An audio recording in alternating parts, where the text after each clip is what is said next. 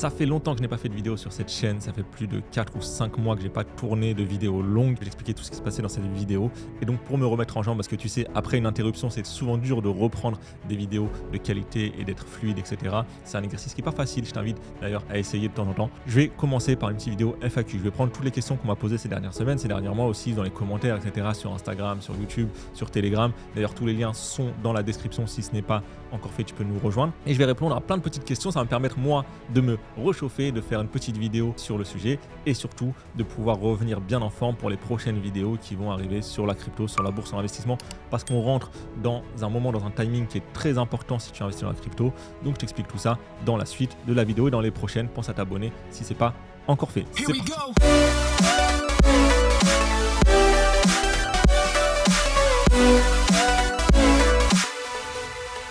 Donc je vais prendre les questions que tu m'as posées et je vais te répondre une par une à toutes les questions qu'on m'a posées et peut-être même à d'autres, peut-être qu'on va expliquer. Pourquoi j'étais absent ces dernières semaines et ces derniers mois et que j'ai pas trop posté, que ce soit sur Telegram ou sur YouTube, etc. C'est surtout que j'ai déménagé. Je me suis expatrié. Certaines personnes l'ont vu un peu sur Instagram, etc. Donc il y a eu ça en juin, juillet, août. Il y a eu beaucoup de choses à préparer en France. Ensuite, en août-septembre, il y a eu toute l'installation, la rentrée ici. Donc, ça m'a pris beaucoup de temps, beaucoup de charge mentale. Et cumulé à ça, les projets avec lesquels je travaille étaient dans des moments assez intenses. Et donc, on avait pas mal de taf. Donc, je faisais des journées de dingue. Je faisais de 5h à 23h à travailler ou à préparer des cartons ou à chercher un appartement ou à faire des démarches administratives. Bref, j'avais absolument pas le temps de créer du contenu et ça tombe bien parce que dans les derniers mois, tu l'as vu depuis, on va dire, mai jusqu'à maintenant, on était un peu dans un range où le Bitcoin faisait du ping-pong entre 55 000 et 65 000. On ne savait pas trop. Parfois, il y avait des petites paniques. Parfois, ça repartait. Mais en gros, il ne s'est pas passé grand-chose depuis 6, 7, 8 mois. On revient pour la suite de l'aventure et pour les prochains mois qui s'annoncent un peu plus mouvementés. Je vais t'expliquer tout ça dans la vidéo et dans les prochaines. Donc, on va commencer par les questions. Elles ne sont pas forcément dans l'ordre, il y en a un peu sur tout et sur rien. Mais on va commencer par la première question qui est si je laisse mes cryptos en USDT et que je paye avec une carte crypto, est-ce que je suis imposable? Alors là, je vais répondre pour une personne qui est en France, bien évidemment, parce que les lois diffèrent selon là où tu habites. En France, tu es imposable à partir du moment où tu convertis tes cryptos en biens ou en services ou en fiat. Ok, donc ça veut dire quoi? Ça veut dire que tes crypto-monnaies, que ce soit du Bitcoin, de l'Ethereum ou de l'USDT, sont traitées pareil par le fisc et tu déclenches un événement d'imposition donc qui va calculer les impôts que tu dois payer à partir du moment où tu les utilises soit pour les convertir en euros, soit pour payer un bien ou un service, que ce soit acheter un appartement ou acheter une baguette de pain. Ok, donc normalement, si tu payes avec une carte crypto, tu es censé faire les déclarations d'impôts qui correspondent et calculer ta plus-value à chaque fois, etc. Donc c'est très très très laborieux. Une des raisons principales pour laquelle moi j'ai jamais eu de carte crypto, parce que c'est un enfer d'aller acheter des choses à 3, 5, 10 dollars et se retrouver à devoir calculer les impôts, déclarer, etc., etc. Donc ceux qui pensent pouvoir échapper à l'impôt avec une carte crypto, c'est risqué, c'est très très très risqué. C'est-à-dire que la plupart des cartes crypto aujourd'hui vont te demander de faire un KYC, que ce soit par une carte KuCoin, une carte Binance. Je crois que Binance ils l'ont retiré en France, que ce soit crypto.com, etc. Tu vas avoir un KYC. Donc, ils vous ont ton identité, ils savent qui tu es. Et je pense qu'ils n'auront pas de mal à coopérer avec le fisc si jamais on leur pose la question. Donc ça, c'est la plupart des cartes. Je sais qu'il existe aussi des cartes un peu prépayées, anonymes, etc. Mais c'est un peu... Enfin, c'est des trucs sales, tu vois, et on n'est pas là pour avoir une vie de délinquant ou une vie de dealer. D'ailleurs, je te déconseille d'utiliser la crypto au quotidien. Le mieux, c'est de le voir ça comme un actif, comme un appartement, comme de l'immobilier, comme de l'or ou comme des actions en bourse. Tu ne vas pas aller revendre des actions en bourse pour aller acheter une baguette de pain. Donc moi, c'est ma vision à moi. En tout cas, pour répondre à ta question, si tu payes en USDT avec ta carte, tu es censé les déclarer et être imposé dessus. Deuxième question. Pourquoi as-tu quitté la France? Tu es parti où? Alors, il y a deux questions dans la question. Je suis parti où? Je suis parti aux Émirats Arabes Unis, à Dubaï précisément. Pourquoi j'ai quitté la France? Pourquoi Dubaï? Je ne vais pas y répondre ici parce que j'ai envie de faire une vidéo à ce sujet pour expliquer vraiment, parce que ce n'est pas une décision d'hier. Ce n'est pas quelque chose, je me suis dit, ah tiens, j'ai vu les gens, ils sont à Dubaï depuis 2 ans, je vais aller à Dubaï. Non. Ça fait des années que j'ai envie de quitter la France. J'avais même fait une vidéo de pourquoi j'ai été resté en France, même si j'avais envie de partir. Pendant un moment, ça me convenait plutôt bien de rester en France. Mais j'avais toujours cette envie de partir. C'était pas le bon moment parce que les enfants, parce qu'il y a eu le Covid, parce que machin, etc. Et là, c'était le bon moment.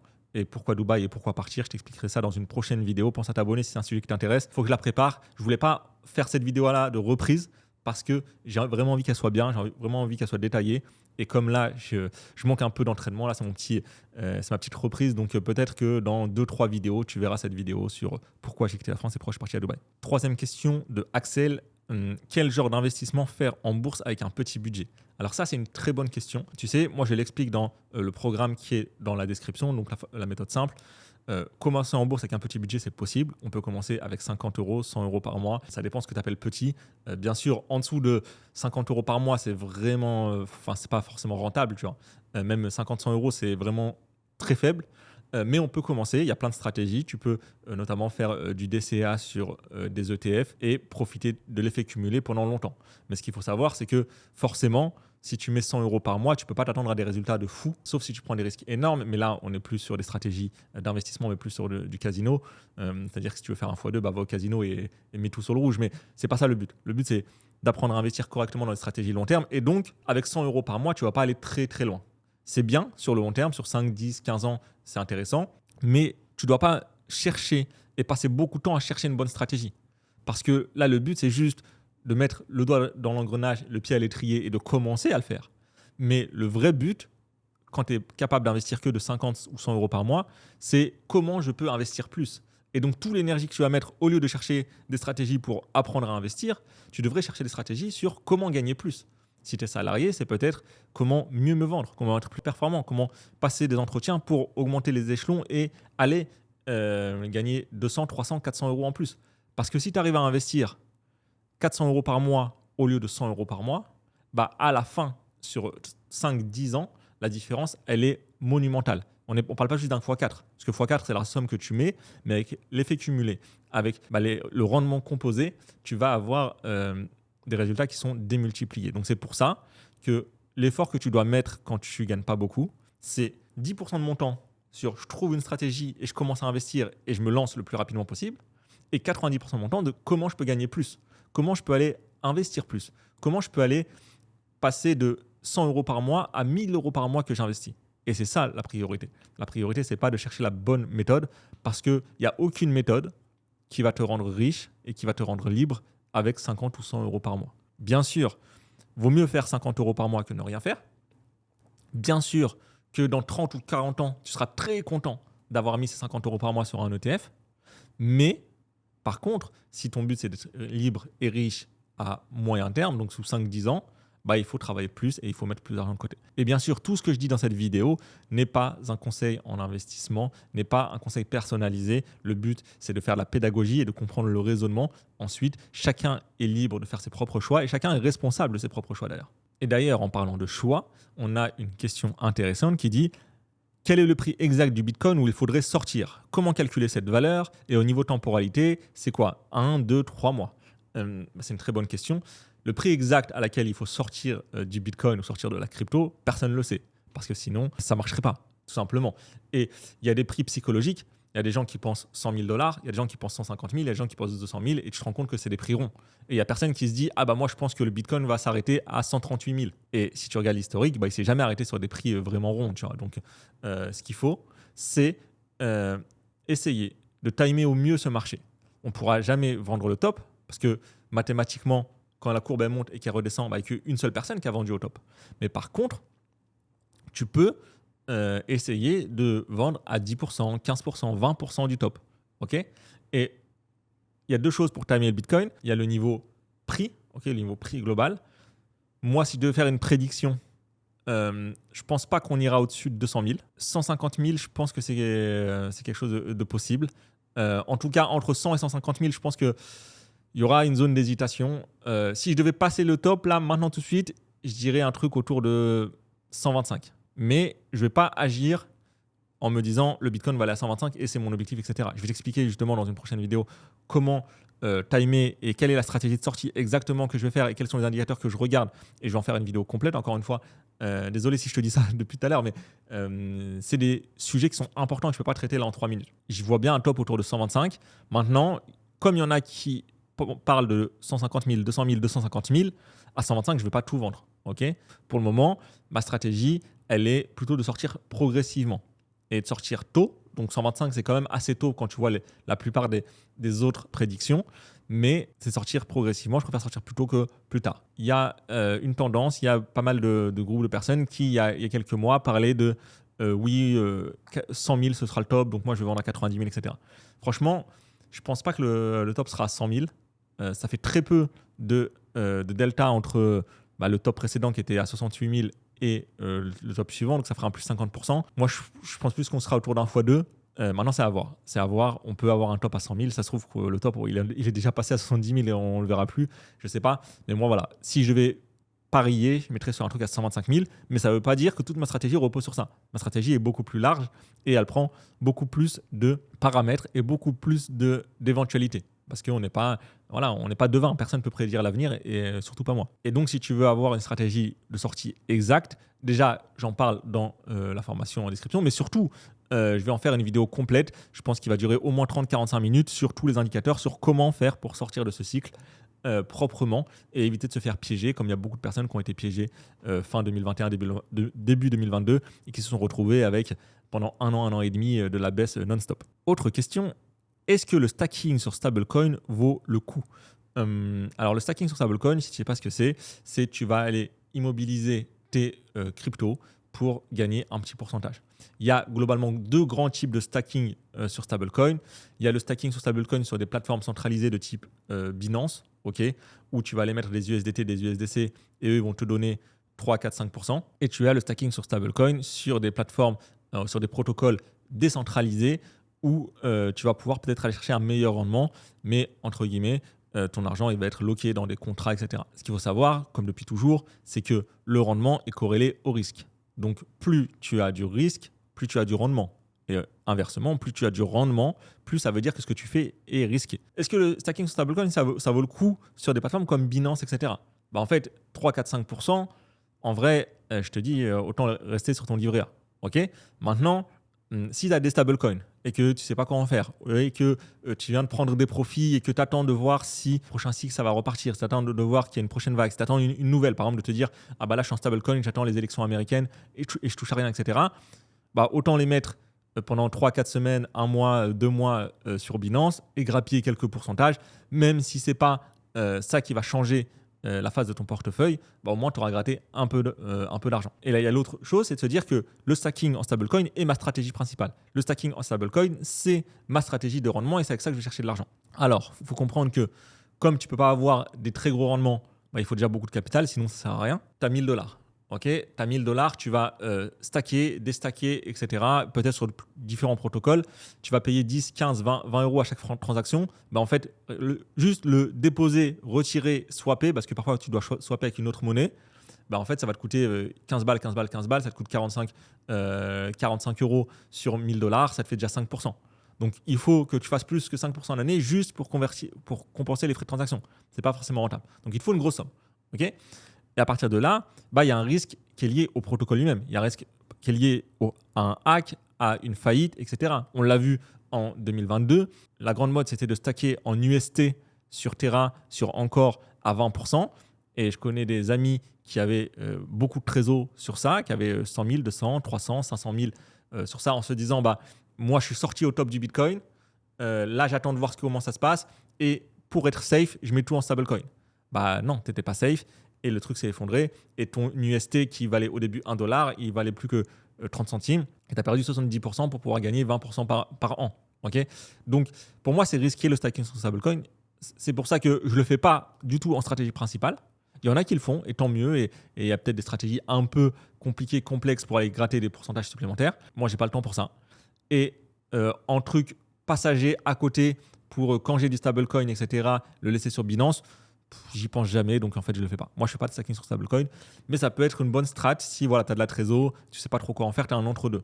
Mais en stratégie principale, je pense pas que c'est là où tu peux avoir les meilleurs rendements en crypto.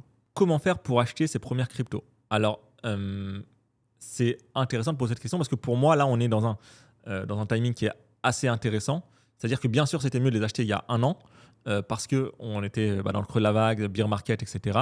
Mais maintenant, je pense qu'on est sur la fin du bear, tu vois. On est sur les derniers moments où il y a des prix intéressants et on est potentiellement à la veille d'un très gros mouvement haussier. En tout cas, c'est ce que j'espère. Je ne sais pas si c'est ce qui va se produire. C'est pas trop tard de commencer maintenant. Peut-être que dans 3-4 mois, ce sera trop tard. Mais maintenant, c'est encore le bon moment. Et comment on fait pour acheter ses premières cryptos? C'est simple. Il faut d'abord que tu rentres dans le système. Donc, en convertissant tes euros sur ce qu'on appelle un wallet. Donc, ça peut être un wallet décentralisé ou centralisé. Mais quand tu es débutant, le plus simple, c'est de passer par une plateforme centralisée. Swissborg, ça marche très bien. D'ailleurs, tu as un coupon si tu passes dans la description. Binance, moi, j'aime bien. Tu as Kraken aussi qui est solide en France. Tu as Coinbase, peu importe. Le but, là, encore une fois, c'est pas d'optimiser et de faire le meilleur coup dès le début. Parce que c'est pas ta première crypto qui va te rendre riche. Peut-être avec un coup de chance. Mais le but, c'est juste de rentrer dans le système. Donc, tu vois, c'est comme quand tu veux commencer à courir. Tu ne vas pas aller acheter directement les meilleurs baskets, le meilleur entraînement, le meilleur programme, le meilleur parcours, le meilleur truc d'hydratation, le meilleur t-shirt technique. Tu t'en fous. Tu prends les baskets que tu as à la maison, tu vas courir 10 minutes et au moins tu t'es mis en marche. Okay, et là, c'est pareil. Tu prends le premier truc qui passe. Moi, je te dirais Swissborg, Binance ou Kraken pour commencer. Tu convertis en euros et tu achètes une crypto. Et une fois que tu as acheté une crypto, tu n'es plus un spectateur, tu es un investisseur. Et ensuite, à partir de là, tu te formes, tu te renseignes, tu regardes, tu suis mon canal Telegram, tu suis ce que je mets sur Twitter et petit à petit, tu progresses. OK? Mais au début, le but, c'est la manière la plus simple possible. Tu mets ta CB, tu recharges la somme que tu veux et tu achètes directement sur une plateforme. J'aime bien Binance, c'est une plateforme que j'utilise depuis le début. Kraken aussi, j'aime bien, j'utilise depuis le début. Swissborg, c'est vraiment fluide, c'est vraiment cool, c'est vraiment simple. J'ai fait plusieurs vidéos sur ma chaîne et j'aime bien l'équipe. Donc voilà les plateformes que je recommanderais pour démarrer en crypto. Et moi, j'utilise les 3 plus ou moins au quotidien. Quels sont les 3-4 indicateurs que tu regardes le plus sur TradingView pour te dire OK, c'est le plus bas ou le plus haut du cycle sur Bitcoin? Ça, c'est une question intéressante. Ce qu'il faut savoir, c'est que moi, je ne suis pas un trader. Okay, c'est-à-dire que je n'ai pas de formation de trading. Les indicateurs de type RSI, MACD, Bollinger, Ishimoku, etc., c'est des choses que je comprends parce que j'en ai mangé beaucoup ces dernières années. Mais ce n'est pas des choses sur lesquelles je suis formé ou sur lesquelles je peux te conseiller, entre guillemets. Il y a beaucoup de bons traders en France et tu peux regarder sur YouTube, il y en a plein. Et tu n'as pas besoin d'être le meilleur expert pour enseigner à un débutant. Et donc, il y a plein de personnes qui peuvent t'aider à progresser sur ce sujet-là. Moi, ce qu'il faut savoir, c'est que je suis plus un investisseur sur le temps long. Okay, c'est très rare où je te dis, tiens, je vais faire un trade là sur 2 jours, je tente le rebond, je tente la résistance, je vais faire un long, etc. Déjà, j'utilise pas de levier. Enfin, j'utilise très très peu de levier. Là, j'ai testé ces dernières semaines. Ça marche plutôt bien d'ailleurs. Mais je t'en ferai peut-être une vidéo à part. Mais moi, je suis plutôt quelqu'un sur le temps long qui va acheter une crypto pendant 2, 3 mois, 4 mois, parfois plus. D'ailleurs, souvent plus. Et donc, les indicateurs à court terme, je ne regarde pas trop. Okay, mais ce qui est important de comprendre, c'est que les indicateurs, le but, c'est de savoir où tu en es dans le cycle et où tu en es dans le mouvement. Okay, parce que dans un grand cycle, tu as des petits cycles, tu as des petits mouvements, etc. Qu'est-ce qui détermine où tu en es dans le mouvement? C'est la psychologie humaine. Et la psychologie humaine, tu peux la mesurer de plein de manières. Et en fait, il y a des indicateurs qui sont plus ou moins perceptibles. Il y a un indicateur qui marche très bien, et sur le long terme en tout cas, et sur les grands cycles et sur les grands mouvements, c'est le Fear and Greed. Le Fear and Greed, en vrai, je sais que je vais me mettre plein de traders professionnels à dos. Hein. Mais là, je ne te parle pas de stratégie de trading pour faire des gains à la journée. Je te parle d'horizon à 6 mois, 1 an. Okay, sur le Fear and Greed, si tu achètes quand on est en dessous de 30 et tu revends quand on est au-dessus de 80, globalement tu es en profit. Tu es en profit. Donc ça, ce n'est pas mon indicateur. C'est un des trucs que je regarde. Okay, je ne le regarde pas au quotidien, mais parfois, je le vois passer sur Twitter. Tu vois, je le mets aussi sur Twitter régulièrement. En fait, quand je vois qu'au plusieurs jours, on est à 75, 80, 82, 75, 78, 83, etc., je me dis, OK, ça commence à s'exciter. Et à l'inverse, quand tu vois c'est le drame, crypto Fear and Greed à 28, à 22, il n'a jamais été aussi bas, machin, etc., c'est le moment de se dire, il y a peut-être un dip à racheter et il y a peut-être un truc à racheter. Donc, le Fear and Greed. Et il y a un autre truc, justement, qui ressemble à ça et qui est très puissant. Quand il y a des mecs qui mettent des captures d'écran de on se fait découper, le marché saigne, j'ai jamais vu une journée comme ça, c'est horrible, mon wallet il va crever, et là tu te dis c'est peut-être le moment d'acheter le dip. Et dans l'autre sens, quand tu vois les captures d'écran de ok on a fait plus 10%, ok on a fait plus 15%, ok machin ceci, pas une fois, mais quand tu le vois plein de jours d'affilée, plein de personnes différentes, etc., là tu te dis ok, au lieu de prendre une capture d'écran, je vais prendre des profits.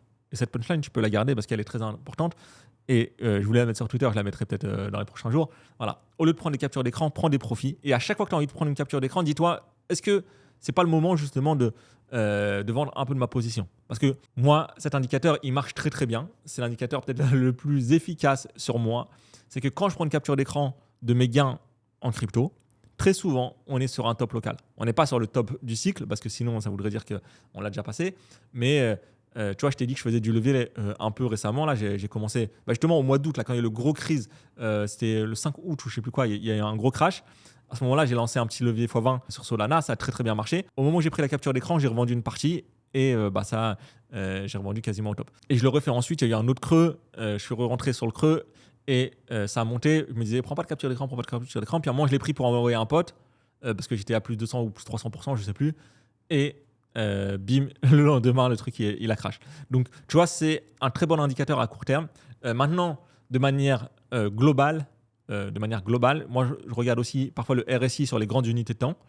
Et c'est tout, tu vois. Les moyennes mobiles un peu, de voir où est-ce qu'on en est, etc. pour le mouvement. Mais sinon, je ne suis pas un trader fou, tu vois. Je suis pas j'aime pas dessiner des lignes sur des graphiques. Parfois, je le fais histoire de comprendre un peu la tendance. Mais je ne suis pas la personne que tu dois regarder si tu as envie d'apprendre le trading, si tu as envie d'apprendre vraiment à dessiner des traits sur des graphiques et à prédire l'avenir. Et on a une dernière question qui sont quels sont les outils que tu utilises le plus, les outils payants, pourquoi tu penses que ça vaut le coup de payer ces outils, etc. etc. C'est une question qui est intéressante, qui n'a pas forcément à voir avec la crypto, mais qui est importante. Moi, j'utilise plein d'outils, j'ai plein d'abonnements payants, un peu à tout et n'importe quoi. Maintenant, c'est quoi les trucs les plus importants que je paye et, entre guillemets, que je devrais supprimer en dernier si je devais tout supprimer? Il y a deux choses, c'est lié à mon côté un petit peu parano sur la sécurité, etc. Il y a un truc qui est un gestionnaire de mots de passe. C'est-à-dire que forcément, je n'utilise pas les mêmes mots de passe partout et je te déconseille de le faire. Forcément, mes mots de passe ne sont pas enregistrés dans Google Chrome ou dans Safari. Je te déconseille de le faire. Et donc, ils sont encryptés dans un gestionnaire de mots de passe. Et donc, j'ai juste à retenir le mot de passe du gestionnaire de mots de passe. Et à chaque fois, j'ai des mots de passe à rallonge. Tu vois, par exemple, 25 caractères avec des chiffres, des caractères spéciaux, des machins, etc. Ce qui fait que j'ai des mots de passe uniques et très sécurisés à chaque fois. Et donc, ça, c'est un abonnement que je paye à l'année. Et je pense que c'est le truc que je paye depuis le plus longtemps. Ça doit faire peut-être... j'ai commencé en 2011, je crois, ou 2012. Donc, ça fait un petit moment. Deuxième truc que je paye, c'est tout ce qui est lié au stockage. OK, Dropbox, j'utilise Dropbox en perso et tout mon ordinateur. Et, enfin, tous les dossiers de mon Mac sont enregistrés sur Dropbox en temps réel. Google Drive, j'utilise en pro. Et donc, les vidéos que tu vois là, etc., mes photos, machin, etc., tous les documents, mes sociétés sont centralisés sur Google Drive avec les équipes. Donc, comme ça, j'ai les choses qui sont redondantes et je ne suis pas vulnérable s'il y en a un des deux qui disparaît pour X ou Y raison. Et je paye aussi le stockage iCloud, Apple Photo. Si tu me suivais déjà il y a 1 an et demi, 2 ans, je ne sais plus, j'ai cassé mon téléphone. Et en fait, comme j'avais la notif stockage iCloud saturé depuis 6 mois et que je n'avais pas upgradé, ce qui s'est passé, c'est que j'ai perdu 6-8 mois de photos de mon fils et tout, etc. J'étais dégoûté. Donc, à partir de là, le lendemain, j'ai acheté un nouvel iPhone et j'ai pris le stockage maximum pour ne jamais être limité. Parce que c'est tellement bête de perdre des choses, que ce soit du travail, que ce soit des souvenirs, que ce soit des photos avec tes enfants, que ce soit des choses sur lesquelles tu as travaillé pendant des semaines, des mois à cause du stockage. Donc, j'ai un abonnement Dropbox, un abonnement Drive, un abonnement iCloud. Et à chaque fois, j'ai je sais plus, plusieurs centaines de gigas ou plusieurs terras. Je ne sais plus c'est quoi les abonnements. Et donc, ça, c'est les trucs que je paye de manière principale. Après, je ne suis pas trop fan des abonnements, des applications, etc. Mais si je devais garder que quelques applications payantes tous les mois, ce serait ça en priorité. Bien sûr, je pourrais supprimer Netflix, Twitter Blue, je sais pas quoi, Spotify, etc. Ça, je pourrais les dégager. Mais ça, par contre, je le garde. Donc voilà, c'est fini pour cette vidéo. Je sais pas combien de temps on a fait. On a dû faire peut-être 20-25 minutes. Le temps de me remettre en forme, le temps de me remettre en jambes. Si tu as des questions, pose-les dans les commentaires. Comme ça, je pourrai y répondre dans une prochaine vidéo. Pense à t'abonner si ce n'est pas encore fait. Je vais enchaîner les vidéos. Là, tu vois, ce magnifique studio de dropshipper à Dubaï. On va pouvoir le saigner. Je vais prendre un abonnement. Je vais venir régulièrement pour pouvoir faire des vidéos, pour pouvoir avancer. Le temps de faire mon petit studio à la maison, comme j'avais en France. Et je te dis à très bientôt pour une prochaine vidéo.